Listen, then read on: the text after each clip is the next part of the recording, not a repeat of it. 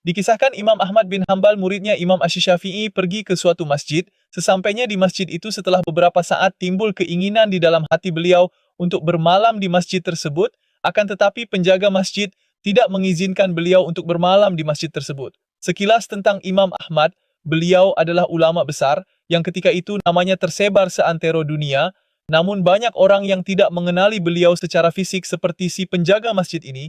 Hal itu karena keterbatasan teknologi pada masa itu.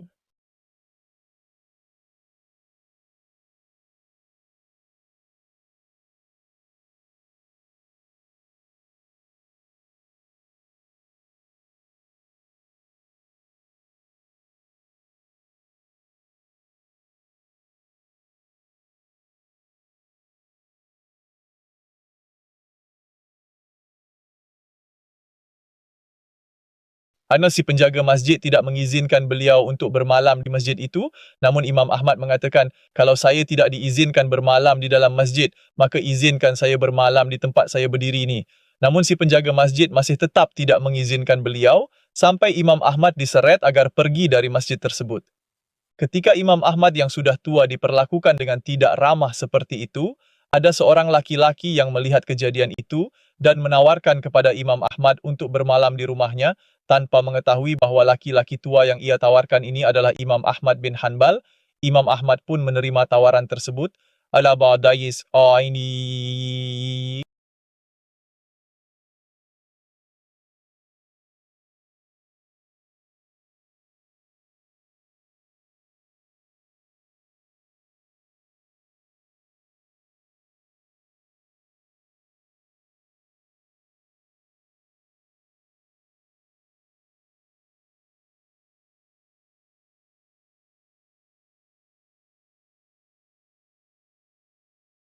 Imam Ahmad pun ditemani si laki-laki itu menuju ke rumahnya. Pada malam hari ketika Imam Ahmad bin Hambal istirahat, beliau mendengar laki-laki ini menyiapkan dagangannya yang akan dijual esok hari. Ternyata laki-laki ini penjual roti. Sambil menyiapkan dagangannya, laki-laki ini sibuk beristighfar kepada Allah. Dan hal itu didengar oleh Imam Ahmad. Imam Ahmad pun bertanya pada laki-laki itu, "Apa yang engkau dapat dari istighfarmu ini?" Imam Ahmad bertanya untuk mengetahui apakah ia sudah mendapatkan buah dari istighfarnya, bukan karena beliau tidak tahu apa faidah istighfar. Laki-laki itu pun menjawab, "Buah dari istighfarku ini adalah doa-doaku dijawab oleh Allah, kecuali satu,